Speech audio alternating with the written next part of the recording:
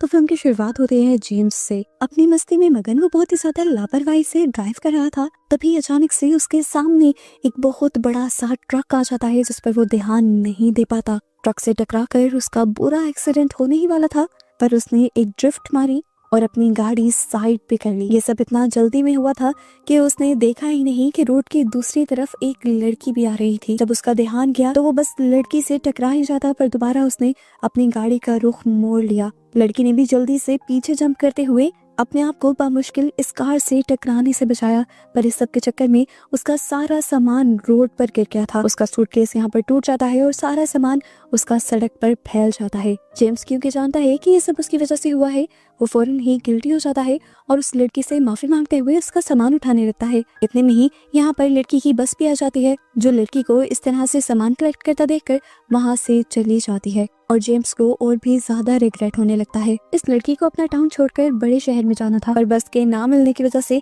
अब उसे मजबूरन दोबारा साइलेंट हिल जाना पड़ता, जहाँ पर वो रहा करती थी। जेम्स को एहसास होता है कि जो कुछ भी बुरा हुआ वो उसकी गलती है।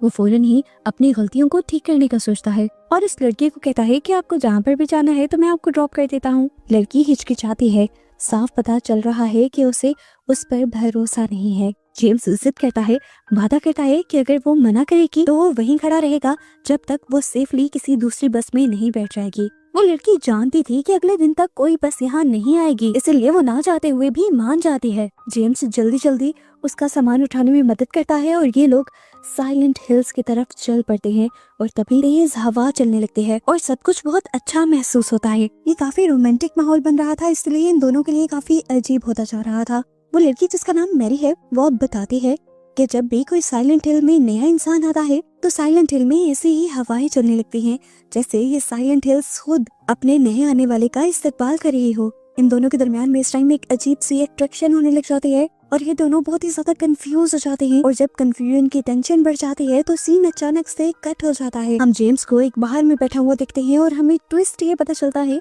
कि जितना कुछ भी हमने देखा था वो सच नहीं था, वो सब जेम्स के दिमाग में एक कहानी चल रही थी। जेम्स इस टाइम नशे में धुत था, उसका फोन बार बार बज रहा था पर वो हर बार इग्नोर कर रहा था। नशे की वजह से उसकी हालत बहुत ही ज्यादा खराब है। वो जब खड़ा होने लगता है तो यहाँ की एक स्टाफ मेंबर के ऊपर गिर जाता है। बाकी स्टाफ जैसे ही ये नोटिस करता है तो सिक्योरिटी गार्ड्स को बुलाते हुए उसे यहाँ से निकाल दिया जाता है और सिक्योरिटी गार्ड्स बाहर जाकर उसे ट्रैश पर फेंक देते हैं। यहाँ उसका फोन लगातार बज रहा था और फोन तब तक बजता रहता है जब तक वो उठा नहीं लेता। दूसरी तरफ उसकी साइकोलॉजिस्ट थी जो उसकी हालत बहुत अच्छे से जानती थी और उस पर गुस्सा हो रही थी क्योंकि वो अपनी हालत पर कोई भी काम नहीं कर रहा था। यहाँ से हमें पता चलता है कि उसे कोई साइकोलॉजिकल इशू है और वो अपना इलाज नहीं करवा रहा। वो उसे याद दिलवाती हैं कि कल को उनकी अपॉइंटमेंट है और वो उसे वार्न भी करती हैं कि उसे मिस मत करना। जेम्स मुश्किल से जवाब देता है। इस टाइम उसकी आवाज काफी दुखी और कमजोर है, जिससे साफ पता चल रहा है कि वो अंदर से बहुत टूटा हुआ है और बहुत कुछ सह रहा है। आखिरकार वो थका हारा घर पहुंचता है। घर के अंदर उसे मैरी का एक लेटर मिलता है जिसमें मैरी उसे कह रही थी कि उसके साथ कुछ बहुत ही गलत हो चुका है और उसे जेम्स की फौरन जरूरत है। बिना सोचे समझे जेम्स साइलेंट हिल जाने का फैसला करता है।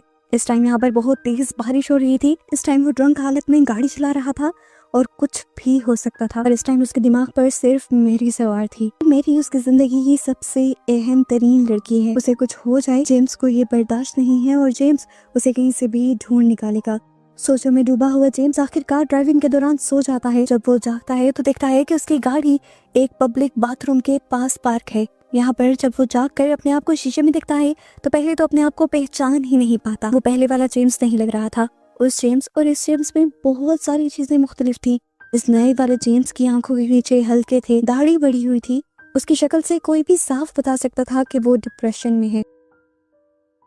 इस टाइम पर वो दोबारा से मैरी का लेटर पढ़ता है और रोते हुए अपनी आंखें बंद कर लेता है। इस टाइम उसे उस वक्त की सारी मेमोरीज याद आ रही थी, जो खूबसूरत मेमोरीज उन्होंने साइलेंट हिल में मिलकर बनाई थी। हर किसी ने उसे कहा था कि वो मैरी को भूल जाए और आगे बढ़ जाए, पर जेम्स आज तक मैरी को भूल नहीं पाया। जेम्स को आज भी लगता है कि मैरी को उसकी जरूरत है। जेम्स अब जब साइलेंट हिल के अंदर जाता है तो उसकी मुलाकात एंजेला नाम की एक लड़की से होती है। वो जेम्स से एक बैग उठाने में मदद मांगती है और इस तरह ये दोनों साथ चलने लगते हैं। एंजेला आज के मौसम के बारे में बात कर रही थी और जेम्स उसकी बात ही सुन रहा था।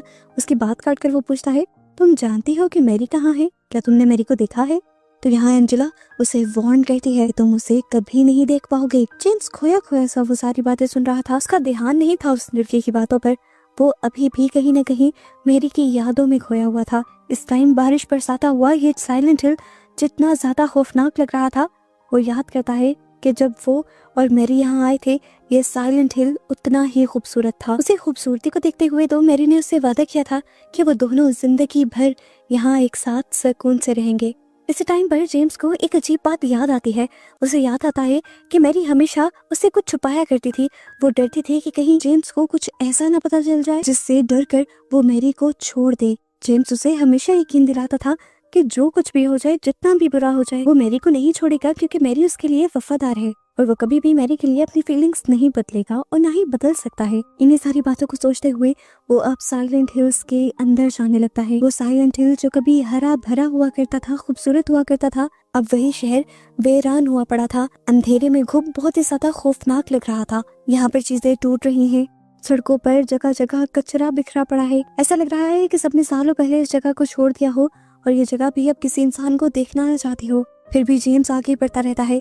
वो एक वार्निंग बोर्ड दिखता है जिस पर लिखा था कि आगे खतरा है, लेकिन जेम्स उसे भी इग्नोर कर आगे तंगली के अंदर बढ़ जाता है। वो वहाँ पर आवाजें देता है, मैरी मैरी, लेकिन यहाँ कोई जवाब नहीं आता। अचानक एक करीबी टनल से म्यूजिक की आवाज आती है।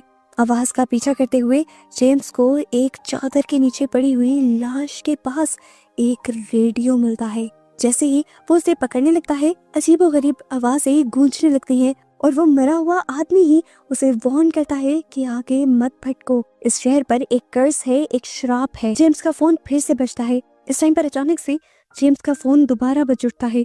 यह उसकी साइकोलॉजिस्ट का फोन था जो उसे उसकी अपॉइंटमेंट मिस होने पर गुस्सा कर रही थी। जेम्स इस टाइम अपने डॉक्टर को बताता है कि वो साइलेंट हिल्स में है और यहाँ पर कुछ बहुत ही बुरा हो रहा है। डॉक्टर को ऐसी कोई बातें नहीं सुनी थी। वो कहती है कि सारे बहाने छोड़ो और फौरन वापस आओ। चिढ़कर जेम्स फोन काट देता है। इस टाइम वो चारों तरफ देखता है। उसे एक दुकान में से रोशनी नजर आ रही थी। वो इस दुकान के अंदर चला जाता है। उस शॉप के अंदर जाते ही दोबारा जेम्स के ऊपर उसकी यादें हावी हो जाते हैं। यही इसी रेस्टोरेंट में तो बैठकर उन दोनों ने एक दूसरे से प्यार का इजहार किया था। अचानक एक भयानक चीख उसे सुनाई देती है और वो चीख उसकी याद तोड़ देती है। जेम्स देखता है कि अभी अभी वो आदमी जो उसे वार्न कर रहा था, यहाँ से जाने को कह रहा था, वो जल चुका है और उसका जिस्म अजीब तरीके से गल सड़ रहा है। इससे पहले कि वो उसे देखकर कुछ भी कर पाता, पीछे से उसे एक और खौफनाक आवाज सुनाई देती है। पीछे मुड़कर वो देखता है तो वहाँ एक खौफनाक क्रिएचर थी जिसका हाथ और मुंह पूरा स्किन से कवर थे और ये अजीब सा दिखने वाला मॉन्स्टर अचानक से ही उसके ऊपर हमला कर देता है। जेम्स उससे बचने की कोशिश करता है और इस तरह मॉन्स्टर और जेम्स के दरमियान में एक लड़ाई दिखाई जाती है। अब क्योंकि उस मॉन्स्टर के दोनों ही हाथ उसके जिस्म के खाल के अंदर बंधे हुए थे, या ये कह लें कि उसके दोनों हाथ थे ही नहीं, तो वो मॉन्स्टर अपने हाथों से तो हमला कर नहीं पा रहा था। वो अपने कमर से निकलने वाले अजीबोगरीब कीड़ों से हमला कर रहा था, जिससे जेम्स किसी तरह अपने आप को बचा भी लेता है और उल्टा उसी मॉन्स्टर पर हमला कर फाइनली उसे मार देता है। उसे मारने के बाद दोबारा उसी रेडियो में से अजीब आवाजें सुनाई देती हैं उसे, जिस रेडियो की आवाज उसे पहले यहाँ तक लेकर आई थी। ये आवाजें अब खौफनाक होती जा रही थी। जैसे जैसे दिन ढल रहा था, यहाँ की आवाजें और बढ़ चुकी थी। माहौल में भी एक अजीब सा डर पैदा हो गया था। रात का पूरी तरह अंधेरा छाने पर जमीन में से खौफनाक से क्रिएचर्स निकलना शुरू हो जाती हैं और ये तरह तरह की सांप और कॉकरोचेस जैसे दिखने वाली क्रिएचर्स अचानक से जेम्स के ऊपर हमला कर देती हैं। जेम्स भी भागते हुए एक घर के अंदर आ जाता है और उसके ग्लास डोर को बंद करने की वजह से आखिरकार वो उन खौफनाक छोटे छोटे मॉन्स्टर्स से बच जाता है। इस घर में आकर वो नोटिस करता है कि ये वही घर था जिसमें वो और मैरी रहा करते थे। ये एहसास होते ही उसे यहाँ पर मैरी की आवाज सुनाई देती है। हालांकि जेम्स को नजर आ रहा था कि यहाँ पर कोई भी नहीं है, लेकिन फिर भी वो उस आवाज का पीछा कर रहा था बिना डरे। आवाज का पीछा करते हुए वो जब ऊपर जाता है तो उसे पता चलता है कि वहाँ पर एक वीडियो टेप चल रही थी और यहाँ और भी बहुत सी वीडियो टेप्स रखी हुई थी। इस टेप की डेट थी जून 2017। इस टेप को देखकर उसका दिमाग हिलने लग जाता है, सुन्न हो जाता है। उसका दर्द इतना ज्यादा बढ़ जाता है कि वो अपनी साइकियाट्रिस्ट को कॉल करता है और ये कहता है, प्लीज कुछ करो कि दर्द मुझसे अब सहा नहीं जा रहा, बस इसे बंद कर दो। साइकियाट्रिस्ट कहती है कि ये दर्द तभी बंद हो सकता है जब तुम ये मान जाओ कि मैरी नहीं रही। पर इस टाइम भी वो इसी जिद पर अड़ा हुआ था कि मैरी जिंदा है और उसे उसकी मौजूदगी फील होती है। इससे पहले कि वो कुछ मजीद कह पाता, उसका फोन बंद हो जाता है। साइकियाट्रिस्ट बार बार उसके नंबर पर कॉल मिलाती है, पर नंबर लगातार बंद जाने की वजह से उसे भी डर लगने लगता है और वो फौरन पुलिस को जेम्स की लोकेशन और उसकी हालत के बारे में बता देती है और ये भी बता देती है कि जेम्स किसी खतरे में है। यहाँ जेम्स जब घर के अंदर आगे बढ़ता है तो यादें उसे दोबारा घेर लेते हैं। उसे साइलेंट हिल्स का वो पहला विजिट याद आता है, जिस विजिट में ये सब लोग उसे प्यार करने की वजह से वार्न कर रहे थे। उन सब लोगों ने उसे कहा था कि मोहब्बत उलझी हुई और बहुत ही ज्यादा खतरनाक होती है और तुम इस सब से ध्यान से चलना। ये कहने के बाद वो सब लोग बिना बताए बिना कुछ कहे उस पार्टी से जाने लगे थे जो उसने और मैरी ने रखी थी। जेम्स को ये सब अजीब लगता है। जब वो इन लोगों के बारे में मैरी से पूछता है तो मैरी बताती है कि वो सब लोग मेरी फैमिली हैं। मेरे डैड की डेथ के बाद इन सब लोगों ने ही मेरा साथ दिया, मेरा ख्याल रखा। इस टाइम वो जेम्स को अपने डैड की तस्वीर भी दिखाती है। अब सीन दोबारा प्रेजेंट में आता है और हम एडी नाम के एक आदमी को देखते हैं। वो जेम्स को बुला रहा था। जेम्स उसकी आवाज सुनते हुए उसके करीब जाता है तो वो आदमी भी काफी बुरी हालत में था। वो बहुत ही अजीब और तंजिया लहजे में जेम्स से पूछता है कि आखिर तुम बीमार क्यों नहीं हुए। जेम्स कुछ नहीं बोलता और उसे बताता है कि मैं यहाँ पर अपनी वाइफ को ढूंढते हुए आया हूँ। वो आदमी उसे देखता है और बताता है तुम्हें नहीं पता यहाँ क्या हुआ था। इस टाउन में एक वायरस वाली बारिश हुई थी, जिस बारिश के गंदे पानी ने बहुत से इंसानों को वैसे ही मार दिया और जो कुछ इंसान बचे थे उनमें से आधे अजीबोगरीब मॉन्स्टर्स बन गए और इसी बारिश की वजह से कुछ मॉन्स्टर्स जमीन के नीचे से निकलने लगे और उन सारी चीजों ने बचे हुए इंसानों को भी मार दिया और अब साइलेंट हिल में कोई जिंदा नहीं बचा। जेम्स को उसकी बातों पे यकीन नहीं आ रहा था। सबूत के तौर पर वो आदमी उसे अपने जिस्म के जख्म भी दिखाता है जो बिल्कुल ऐसे थे जैसे किसी ने उसके ऊपर तेजाब गिरा दिया हो। जेम्स डर कर वहां से जाने लगता है और इसी दौरान उसे लोरा नामी एक लड़की की आवाज सुनाई देती है। वो लड़की एक जेल नुमा जगह के अंदर छुपी हुई थी और हर चीज से डर रही थी। जेम्स उसकी मदद करना चाहता है, उसे हाथ बढ़ाता है और कहता है इधर आओ मेरे पास, मैं तुम्हें कोई खतरा नहीं पहुंचाऊंगा। इस टाइम मैडी उसकी बात नहीं सुनती, वो डर के मारे पीछे हो जाती है और उसी टाइम पीछे से जेम्स को किसी की आवाज आती है। ये आवाज ऐसी थी जैसे कोई लोहे से जमीन के ऊपर कोई निशान बना रहा हो।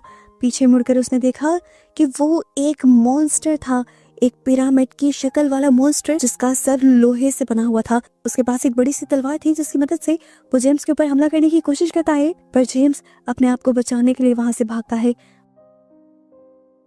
उसकी भागने की आवाज सुनकर यहाँ पर मौजूद सभी मॉन्स्टर्स उसकी तरफ अट्रैक्ट हो जाते हैं। ये सभी मॉन्स्टर्स बहुत ही ज्यादा भयानक हैं।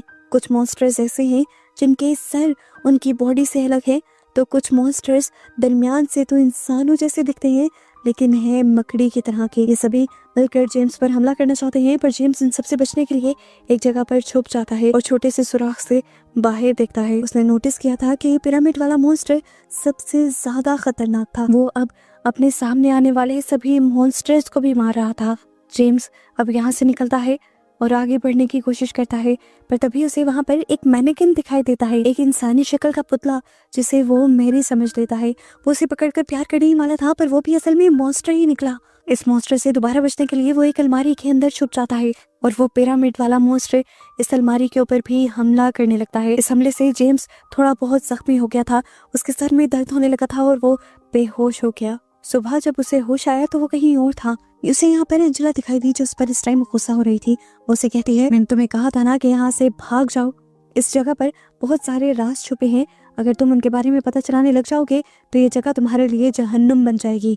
जेम्स उसकी बातों को इग्नोर कर यहाँ से चल पड़ता है। आगे बढ़ते हुए उसे लोरा फिर से मिलती है, वही बच्ची जिसके हाथ में एक गुड़िया थी। वो बच्ची बताती है कि ये गुड़िया उसे मैरी ने दी है। जेम्स उससे पूछता है अगर तुम मैरी को जानते हो तो मुझे बताओ कि मैरी कहाँ पर है, लेकिन वो बच्ची कुछ नहीं बताती और वहां से भाग जाती है। जेम्स उसका पीछा करता है और वो बच्ची उसे एक भूल भुलैया के अंदर ले जाती है और वहां जाकर गायब हो जाती है। इस मेज के अंदर से, इस भूल भुलैया के अंदर से अब जेम्स निकल नहीं पा रहा था। बार बार उसे मैरी की यादें आ रही थी। तभी अचानक यहाँ पर एक बहुत ही प्यारी सुनहरी बालों वाली लड़की उसे मिल जाती है जिसका नाम है मारिया। वो जेम्स को कहती है कि मैं तुम्हारी यहाँ से निकलने में मदद कर सकती हूँ। वो दोनों मिलकर मॉन्स्टर्स का सामना करते हैं और मुश्किल से बचते बचाते आगे की तरफ बढ़ते हैं। ये लोग अब फाइनली हॉस्पिटल में पहुंच जाते हैं और यहाँ आकर जेम्स मारिया को बताता है कि मैरी की फैमिली यानी उसके शहर वाले बहुत ही ज्यादा अजीब लोग थे। एक दिन वो उसे चुपके से एक बेसमेंट के अंदर लेकर जा रहे थे। मुझे लगा कि ये कल्ट का एक ग्रुप है और ये लोग अपना कोई रिचुअल करने वाले हैं, इसीलिए मैं उनका पीछा करने लगा और मैं छुपकर उन्हें देखता भी रहा। प्रेजेंट में यहाँ हॉस्पिटल में वो लड़की मैरी की आवाज में एक रिकॉर्डिंग चला देती है, जिस रिकॉर्डिंग के जरिए वो मैरी के कल्ट के बारे में सब कुछ जान जाते हैं। मैरी बता रही थी कि उसके कल्ट का नाम जोशुआ है। जोशुआ का नाम सुनते ही जेम्स को वो सारा खतरनाक सा रिचुअल याद आ जाता है पूरी तरह। इस टाइम से पहले कि ये लोग इस पर कोई बात कर पाते, इनका सामना हो जाता है यहाँ की नर्सिस से, जो मरकर दोबारा जिंदा हुई थी। कह लो कि वो ज़ॉम्बीज बन चुकी थी और वो इनके ऊपर हमला कर देती हैं। ये लोग उनसे बचते हुए एक एलिवेटर के ऊपर चढ़ जाते हैं और यहाँ एलिवेटर पर मारिया बहुत ही ज्यादा जख्मी हो जाती है। इसके बावजूद भी वो जेम्स का साथ नहीं छोड़ती और वो जेम्स से कहती है, मैं जानती हूँ कि तुम इस टाइम मेरे साथ क्यों हो, क्योंकि मैं मैरी जैसी दिखती हूँ। यहाँ पर मारिया जेम्स से कहती है कि अगर तुम्हें मैरी ना मिली तो तुम मुझसे वादा करो कि तुम मुझे इस जगह से ले जाओगे। मेरा नाम याद है ना तुम्हें? मेरा नाम मारिया है। यहाँ से जेम्स और वो अलग हो जाते हैं और जेम्स को दोबारा लोरा मिलती है, जो उसे रूम 318 में ले जाती है। वो जब कमरे के अंदर जाता है तो वहाँ पर एक भयानक दिखने वाला मॉन्स्टर उसके ऊपर हमला कर देता है और उससे खौफनाक अंदाज में पूछता है कि तुम यहाँ क्यों आए हो। ये मॉन्स्टर इतना खौफनाक था कि जेम्स की सांस भी नहीं आई और एकदम से वो होश में आ गया। सीन कट होकर हमें दिखाया गया कि असल में ये सब कुछ जो हो रहा था वो सब कुछ भी रियल नहीं था। ये सब कुछ जेम्स के दिमाग में चल रहा था और जेम्स इस टाइम एक साइकेट्रिक हॉस्पिटल में था। उसके होश में आते ही उसकी साइकेट्रिस्ट उसे बताती है कि तुम्हारा महीनों से इलाज चल रहा है। तुम्हारी वाइफ मैरी के मरने के बाद तुम गहरे सदमे में हो और तुम अपने आप को उससे बाहर नहीं निकाल पा रहे थे, इसीलिए हमें तुम्हें ये शॉक थेरेपी देनी पड़ी। इस टाइम जेम्स आंखें बंद करता है और उसके एक और विजन के जरिए हमें दिखाया जाता है कि जब मैरी मरी थी वो वहीं पर था, उसे सब याद है, उसने मैरी को मरते हुए देखा था। इन सारे खबर से जब वो आंख खोलता है तो साइकेट्रिस्ट उसे बताते हैं कि मैरी के मरने के बाद से तुम्हारे दिमाग पर इतना गहरा असर हुआ था कि तुम्हारे दिमाग ने हकीकत और ख्वाब का फर्क ही करना छोड़ दिया था और अब हमें तुम्हें उस स्टेट से, उस बुरी कंडीशन से बाहर लेकर आना है। वो दोबारा आंखें बंद करता है और उसे दोबारा मारिया दिखाई देती है, जो उससे पूछ रही थी क्या तुम्हें इस साइलेंट हिल में ही रहना है या फिर मेरे साथ इस धोखे से, इस एलुयन से बाहर निकलना है, असली जिंदगी में जाना है। जेम्स आखिरी बार आंखें बंद करता है और इस मर्तबा भी इस हकीकत को मानने से इनकार कर देता है कि मैरी मरी है। वो कहता है कि मैरी आज भी जिंदा है और मैं उसे ढूंढ कर ही रहूंगा। वो मारिया की मिन्नतें करता है कि प्लीज यहाँ पर रुको, मेरे साथ मैरी को ढूंढो, लेकिन वो अब रुकने वाली नहीं थी। वो यहाँ से जाने लगती है। उसको जाता हुआ देखकर जेम्स फिर भी होश में नहीं आता और कहता है कि ये मारिया ही मेरी सोचों का हिस्सा है, जबकि मैरी अभी भी जिंदा है। इस टाइम अब वो एक आग सी जगह में उतर गया था। यहाँ पर उसे लोरा के साथ साथ मैरी की शक्ल का एक मॉन्स्टर भी दिखाई देता है।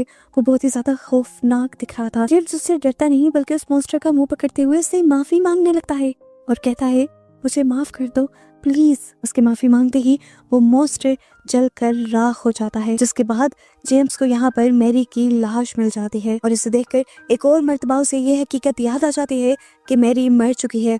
यहाँ पर अब हमें मैरी की मौत की मिस्ट्री भी पता चल जाती है।